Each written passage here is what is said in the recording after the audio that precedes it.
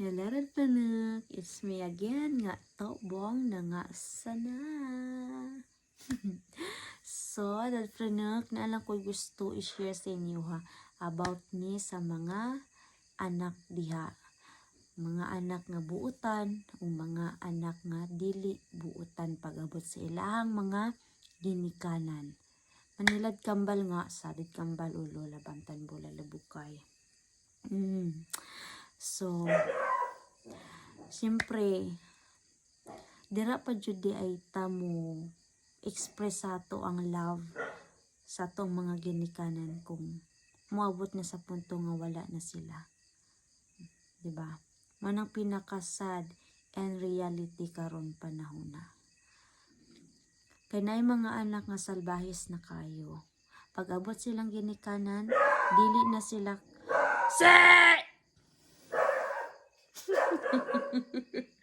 pagpasensyahan nyo na guys, yung aso ko, yung iro ko dun sa gawas is nagyaw-yaw, nag-appeal.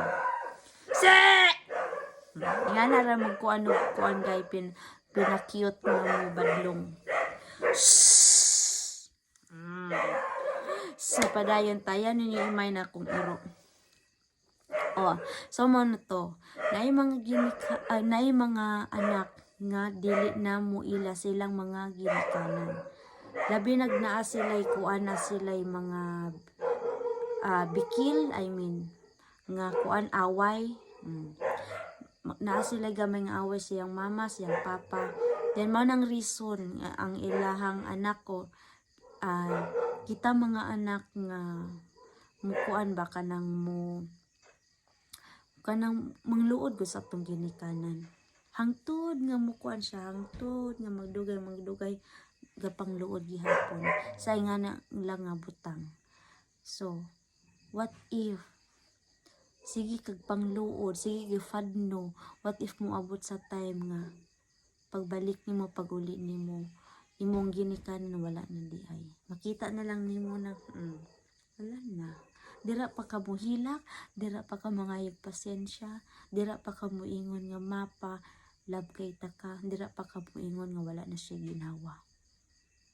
Diba? Mao na kung ginaingon nga life is too short. Mao nang kita nga mga anak kung naa pa tong ginikanan, i-express jud nato ato ang love para nila. Dili man sa ingon nga kadadla mo ingon kag mang I love you, mang pang I love you. Kay naa jud mga anak nga ulawon mo express or ulawon jud mo ingon nga kuan ingana nga I love you, mang pang I love you, diba? Na jud mga anak nga ulawon guys. Pero samtang buhi pa jud na atong ginikanan, dili lang tamag kuan, dili lang jud tamag kuan kanang dili lang nato ipa-feel sila ba nga dili sila importante sa tuwa. Nga na jud na. And then sa mga anak diha pod nga murag kanang dili na jud nila makuan nilang ginikanan kay kuntahay na sila'y kuan professional na jud sila nya mao pa jud nang pagkuan nila sila ang ginikanan nga bahala na sila dira, diba? Lain pod paminawon. So dapat kung unsa man jud imuhang na kuan karon na achieve karon si imuhang kinabuhi, ayaw kalimti imuhang ginikanan na. Kay guys, kay mao nang ginaingon sa kong mama, permi kanang kapuyon gud siya, nang muyaw-yaw gud akong mama diha, kanang mahuman siya maglimpyo sa palibot, muyaw-yaw man jud na. Muyaw-yaw na akong mama nya, muhugas pa jud, maghugas og plato sa likod sa iyang balay nya. Tingala man ta guys, pag-arrange na sa iyang plato dito sa iyang balay, yung mugawas na siya, mulingkod na dito, maingon na po na akong mama nga, ay kakapoy mo nang kamo, lisod kayo walay ginikanan. Maingon na po na akong mama guys, maingon na po na kuan, lisod kayo walay ginikanan.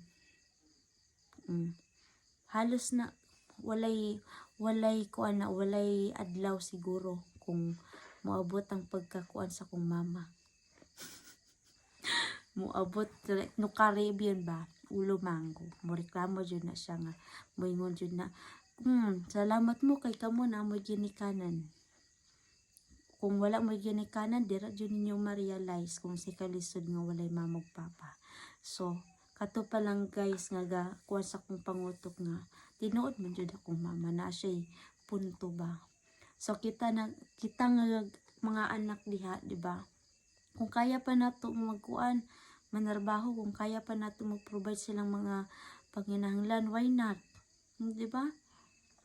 Why not nga dili nato sila tabangan? Dili man jud nato malikayan guys nga natay kuan makatubag tag gamay sa tuang parents, pero dili pud normal nga mutubag jud ta sa tuang ginikanan. Labi na kung papa karon kay akbalulon. May labi na ko na siya ginabati mag-worry jud mi ana. Ug akong mama po mag-worry jud mi, normal kay nga anak man. Dira pa lang ma-express na nato nga love kay nato sila. Basi maparehas mo sa ko ang nakuan na sa ako nakaila, dira pa jud nila gi-celebrate ang birthday silang papa nga wala nilang papa. Dira pa sila nagka reunion nga mag-igsuon, tanan-tanan nga wala na ilang papa. Pero katong sa buhi pa ilahang papa guys no, wala jud nila gi-celebrate ang birthday silahang papa. Diba? Reality jud na ug nahitabo jud na. Dira pa nila na giset ang adlaw nga pag reunion nila nga birthday silang papa, pero ilahang papa kabalo mo wala na. Patay na. Dira pa nila gi-celebrate ilang iyahang birthday. Diba? Makaon pa ba na silang papa ang litson, ang lumpia, makaon pa ba na? Makainom pa ba nag-cook ilang papangan? Wala na nga, patay na. Diba? Life is too short. Kaya, guys, mga anak diha, bawas-bawasi dyan ninyo ang pagkadungol sa inyohang ginikanan. Kaya ang tong ginikanan, no, grabe lang sakripisyo para sa tua. Ginapa-eskwela ta, ginapakaon jud ta sa allowance pa lang, labi nag-estudyante pa ka, sa allowance pa lang nimo. Grabe, kahago-hago ninyong ginikanan. Nag-imburnal pa na sila, muguna pa na sila, muay, alafa mo keta agul. Tungan nalabok la, tapos ikaw pa jud nga, nag-eskwela, wala pa nimo gitarong imong pag-eskwela. Nagbulakbol pa jud ka. So, dapat kabalutan mo bala sa tuang parents. Kabalutan mo ipafeel sila hapon nga love kayo nato sila. Mao pod usahay nga kita pod mga anak o uban nga mga anak diha nagsakripisyo pa jud sila. Niadtog ibang bansa, ni trabaho biskan lisod kaayo sa init sa ulan para makatabang lang pod sa ilahang mga ginikanan. So, dapat mao nato ang buhaton guys. Samtang buhi pa tong ginikanan, tabangan ra dyan nato sila perminti o dili nato talikdan nato ang mga ginikanan. Para muabot man ang panahon, ikaw, magkapamilya po ka, magkaanak po ka, maunang po ikuan nimo sa imong mga anak po di. Nga ilab jud ang ginikanan. Kay ngano sa tinuod lang no, napamanjud ko ginikanan, napa kong mama o papa, pero kung ginikanan ang hisgutan guys, kuan jud ko kanang 101% love jud ako kung ginikanan. Maunang samtang buhi pa inyong anak ni tubong usa na guys, laban na ako ilang pinaka gwapa ba ko? Gwapa nga anak nila nga mo. Love nila mo, care nila. Diba? So, dapat kuan, kita nga mga anak diha. Alam nyo na. Ayaw, hulata nga, kuan. Kanang magmahay rata pagabot sa panahon. Diba?